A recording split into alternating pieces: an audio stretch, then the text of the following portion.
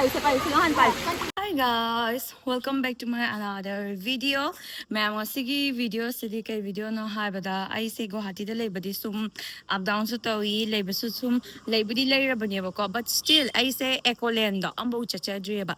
Ado ngasi sidi kali line na jingchala bano kang de accoland chaning bo power bako.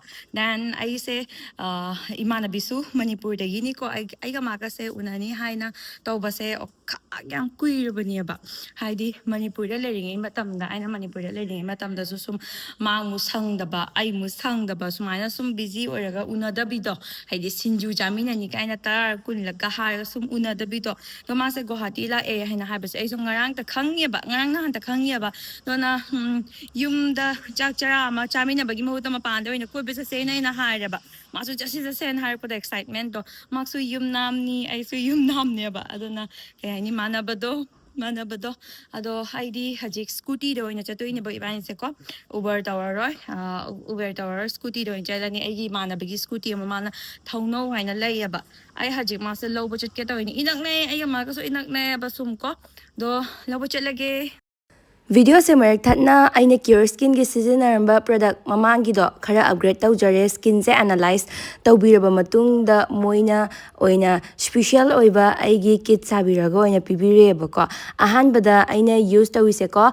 CureSkin gi sensitive pro cleanser mamangi duga dum chapmane khenaba leite adoraga su kharadi upgrade tawdaba yabro do ado sensitive pro cleanser se ko tukoma butter amadi apple amino acid na same bani ko face wash se creamy oiraga koigi hydrate amadi refresh oheleba mai sida ko koigi mai da leramba tum hogolakpagi tanba aduigi mapan thuraga hydrate oidabado ohele doga sigi CureSkin gi gluta active sidi ai adum tongan add to cart tawraga dum order tawjaraga dum chai ke ginai di kana bagi matung in So in thamda su yaura banina CureSkin gi smoothing body butter with collagen sodium hyaluronate muru butter se mai amadi hakchang gi damakta oina sarakpa oidoine sena khoigi mai amadi hakchang da ko soften amadi nourishment ohele ado inthamda ni na sis ai ma'am da recommend tawri soidana season abiu nungai yamna taibada amurak taibada dum khange nungai ni nungaroi haido ko manam gi wadi am sathina nushiraga khoi gi maida manam nushibasidi temporary ni hydration pibado maida moisturize oina lehen bado adum kuina lehen sina CureSkin gi hydration gel moisturize amadi nourish oheli se hyaluronic acid na same bane bako mamang gi duga sum chap mane ki sum khena laite gel formula da la e mamangi aina maida dak ta ba sing do mayam loi ko ubni ngo mamangi cream di pibirak tere bako sigi moisturization je oina pibire ke gino di khangde ke na di indam da lak pagi oi mare bako ado ye si sam satina kana bani olang tha da dum season araga su do haidi mai do hydrate oiraga moisturize oiraga dum lai bani sunscreen sidi dum mamangi duga chamanai CureSkin gi ba mineral day cream sunscreen Broad spectrum protection with SPF 30 PA+++. Segi sunscreen se maidam na lightweight ohalaga taiba matamda kuigi heavy oraga sunscreen tai ni kaina yamna nuai taba ma feel ohen bado adu amta leita bane adu segi sunscreen se tai raga de kuigi atopa cream atai season na droga so adu maida ngau tho laga lei bane ba natural glow pi bane ba you can see it so wait aina CureSkin gi oiba handak anauba ma try tawge na hair serum se masu order tawje ba so moyi serum se revive serum repair amadi strengthen oheli samkin ba ai sathina samke leba Guwahati lakpadagi dona aina order tawjabani next ki video da isung soi da na harakani kana dry no this is my first time aina try tawse CureSkin gi hair serum se ko do nungai daw dia mali ke gino haidi CureSkin gi product puna maksa dum phabani na sisu dum pharam daw male moishiga yawi se redansil capizal amadi prokapil ni so teba matam da diam nungaire let's hope for the best CureSkin se kamai download tawdoino kamai use tawdoino kamai order tawdoino hariba DM se engonda hajipaw laeba mayam gi inquiry se ko so siga download option biro mayam gi store du degi number me hapiro number hapiba matungda OTP lani OTP do hapiraba matungda sumana ma'am na skin se analyze tawbiro ma'am gi skin analyze tawroktori base moigi dermatology na skin se analyze tawraga ma'am gi oiba special kits ama CureSkin kits ama piraktuni adogi mathakta ma'am na sum extra particular hapninga gadi ma'am na add to cart tawraga siga soap sida changwiraga add to cart tawraga hajigi ma'am gi yauriba special kits to go sudum order tawshan bibada like 4 to 5 days ki manung da sum lakani and delivery cost jo free of cost lakani adugi mathakta doctor gi yengbagi paisa se jo free of cost ta laktoini ko ma'am I one of my favorite skincare routine di CureSkin ni ado mayam na chatlaga download tawshin biro ba I description da link hachar mabani aduga mayam na amuk hena 100 rupees off leninga gadi egi coupon code se seasonaraga sum 100 rupees off legani ko aduna mayam amuk tang di sung shoy dana use to view CureSkin se aduga kanai kana de haibadu su sum mayam na khangani ba so makhata ba video mu yeng minarasi ko mayam Doni Yumnam, Nikki Yumnam. Nail polish ka din man ente hello. Training to re. Ma bye. Mayam iba niya na oy se Daku Mangal Singh. Kay lagi khang diye. Nikki na 15 minutes thau duri bani 32 kilometer. 32 kilometer. Ho alaw da bida. Happy bani ko Guwahati ki transit. Oh. Amta mutalo. Iba niya se chuhing thakpagi lepi. Ma mit ka se kanam to re hai baby. Blur jala blur.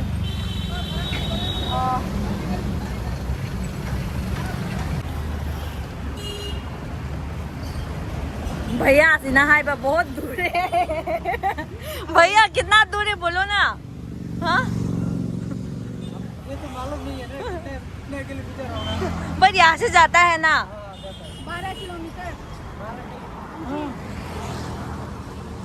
हम लोग कितना time से चला गए हैं पता है कितना किलोमीटर आया है 32 किलोमीटर हाँ डाउनटाउन से आया है डाउनटाउन नहीं रुकनी रुकमनी का सेम है वो अदो नंग आई हाने लो खुद लाई नहीं देना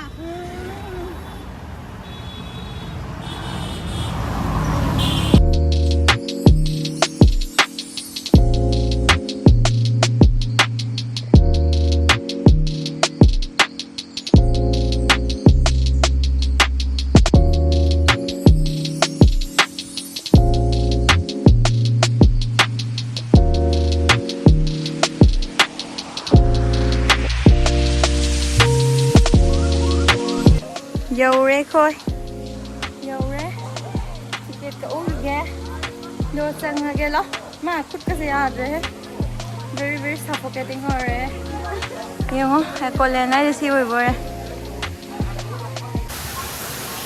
chang ge khoi se manung da sumai na ising ga ge khoi di punsi gi uja ji bani na dum tharau jai punsi gi uja ji sing bani wow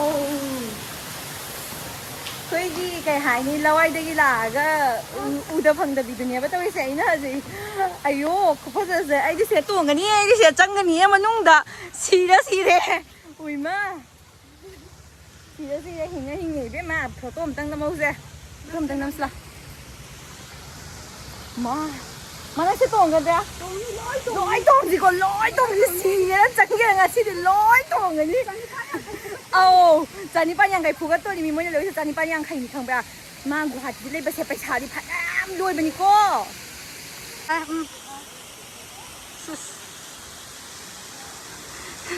phuk si chala ne be ma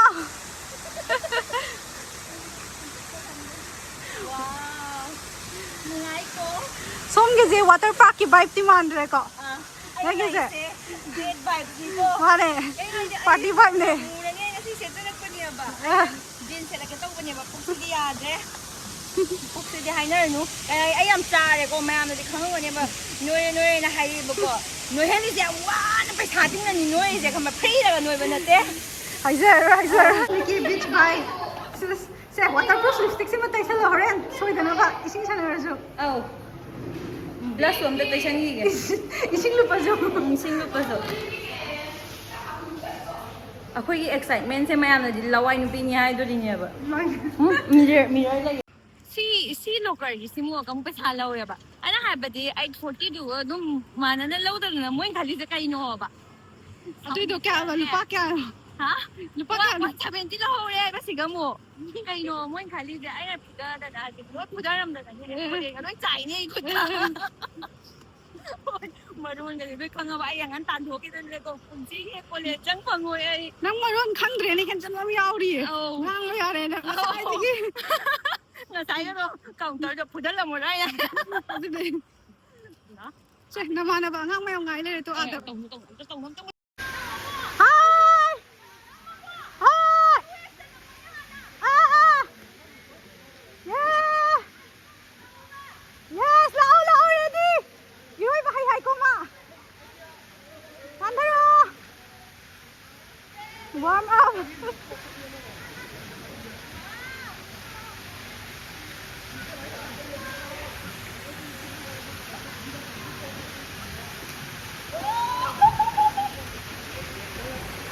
Adventure na di.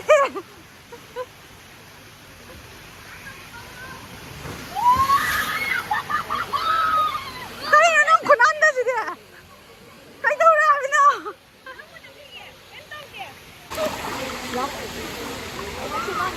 sẽ bay xin nó hành bay à thái nó thiên lục mà không có thiên lục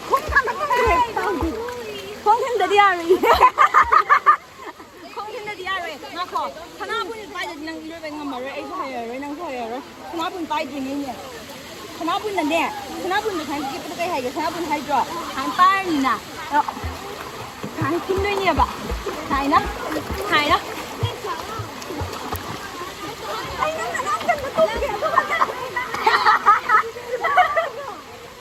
뭐해? 루피는 신 거가 되고 빨리 게 누르는 게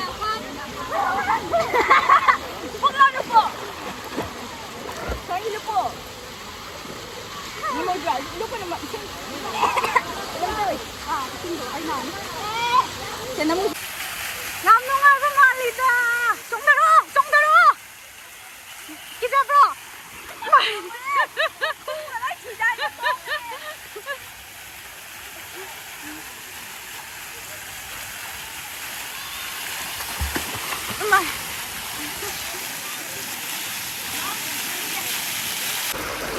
पकड़ना पड़ेगा जोर से। हाँ ठीक है ओ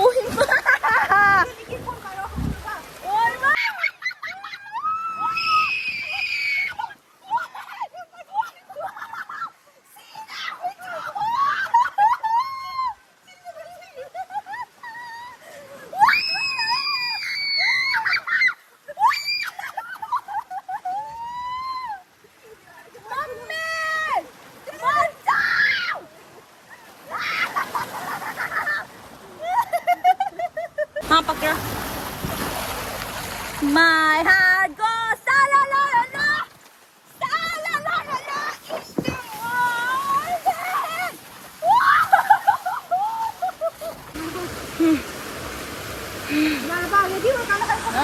ready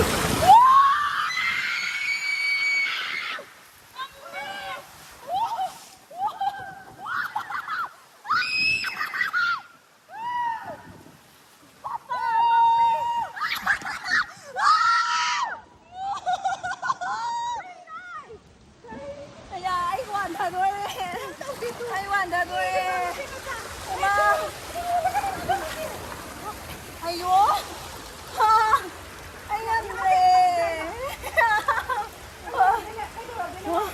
ui nay mi buồn đại ui thôi chị đấy ngâm cái này đấy anh tạ đấy anh tạ đâu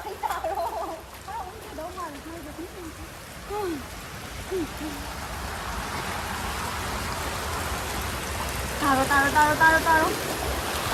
정연이야, 이거 따라줘, 이거. 따로. Mai ngâm lấy gỗ mà thả được đi đấy cái đồng gì. Ôi mà nó tăng cái ngâm như tôi. Hả? Ai kỳ mà nó cái ngâm tôi thì sao? Nó phải rồi, phải anh ngâm để hay bà. Chứ gì tôi còn tao kìa. Cái này hay. Hai tao rồi. Hai. Tao biết tôi đi. Se lôi đấy. Son yemusla. Na. Kainom han chage aina chetlineba. Yadre saze aidi arum hawrane khange soida nangge arum hawradra. Nadrobane. Oh, fi hongdore bako. Isingda lupado henjelaga di naarni haina. So haje khoi kainom cha. Moide khoi ubada dum ngaubane.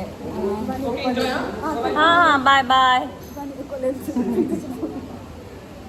Mathang chi accoland free da chathang dore na ya.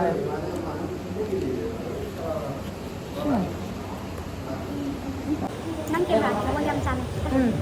Tanan. Ai. Pau bhaji chao tu na. Rồi, cái này đâu rồi?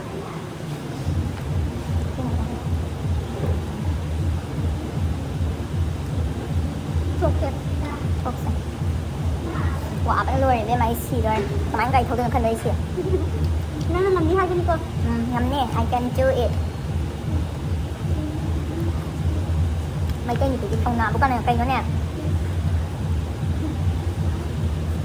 Vâng mà đây. Ako haji bumper car tung bala cherry.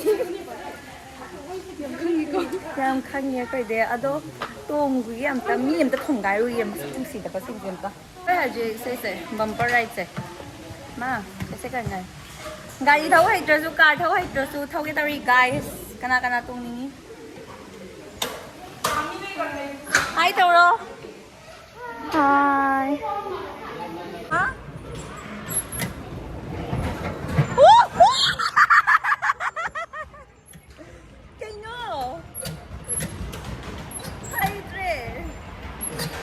ओ भैया कैसे जाना है?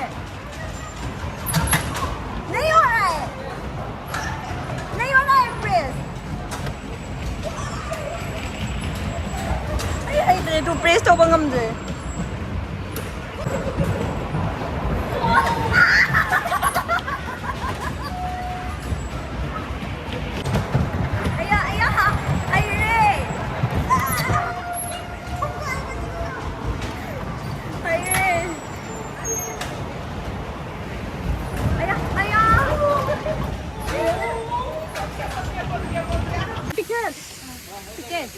Ticket नहीं चाहिए, नहीं चाहिए हो जाएगा टिकट। Come first. नहीं बच्चा नहीं, हम 4 से हो जाएगा। अरे बच्चा तो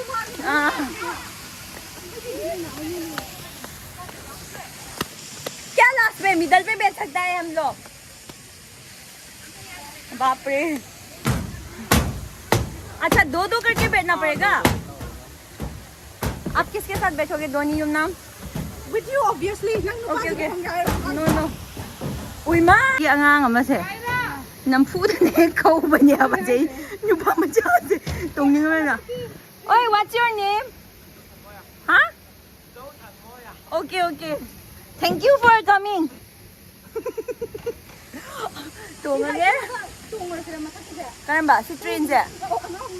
Angang mo, si mela ma le je. Khoi mela da ga lai ba ko.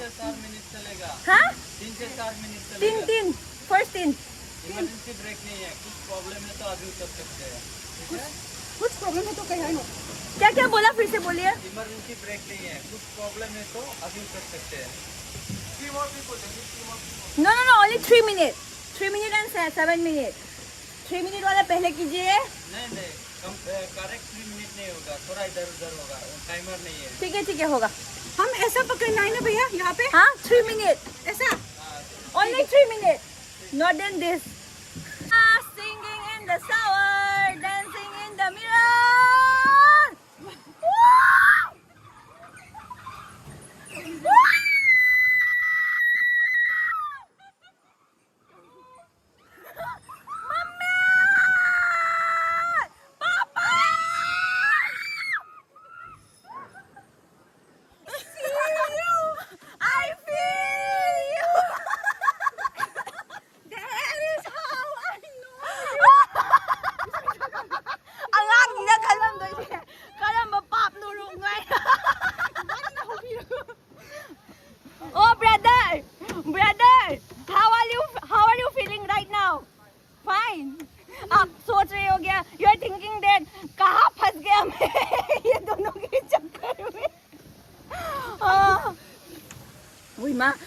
ꯀꯣꯛꯁꯦ ꯀꯩꯅꯣꯝ ꯇꯧꯔꯦ ꯍꯥꯏꯕ ꯑꯩꯕꯨ ꯒꯥꯔꯤ ꯊꯧꯗꯣꯏꯅꯦ ꯍꯥꯏꯕ ꯅꯪꯕꯨ ꯑꯣꯏ ꯃꯥ ꯉꯝꯃꯔꯣꯏꯌꯦ ꯑꯆꯧꯕꯗ ꯑꯗꯨꯝ ꯏꯕꯥꯅꯤ ꯆꯠꯂꯝꯒꯗꯕꯅꯤ ꯁꯤꯡꯕ ꯔꯦꯄꯤ ꯎꯕꯔ ꯇꯧꯔ ꯆꯠꯆꯔꯤ ꯍꯤꯔꯣꯏꯟꯒꯤ ꯇꯥꯏꯞꯇ ꯍꯦꯛꯇ ꯑꯩ ꯊꯧꯔꯒꯦ ओई माँ सीधे कहीं घूमने भैया ये क्या था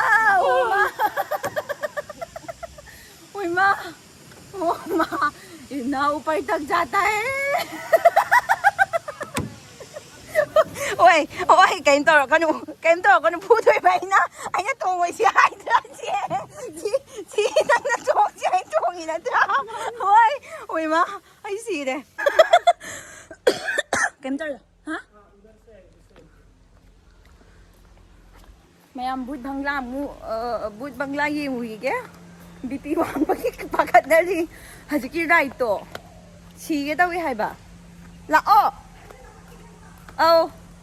उई माँ उड़े ने सी है की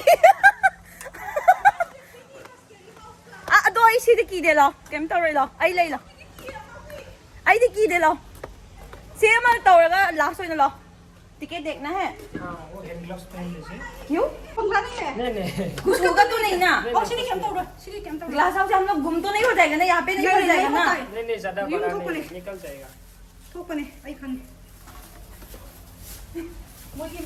और सेंट्रल में भी था ना सेंट्रल में शायद से था पहले अभी नहीं मालूम भैया गुम हो गया तो मैं आपको ढूंढने के लिए आऊंगी आपको गुम हो जाएगा हम आपको भी मैं आपको भी खींचेगा भूत बन के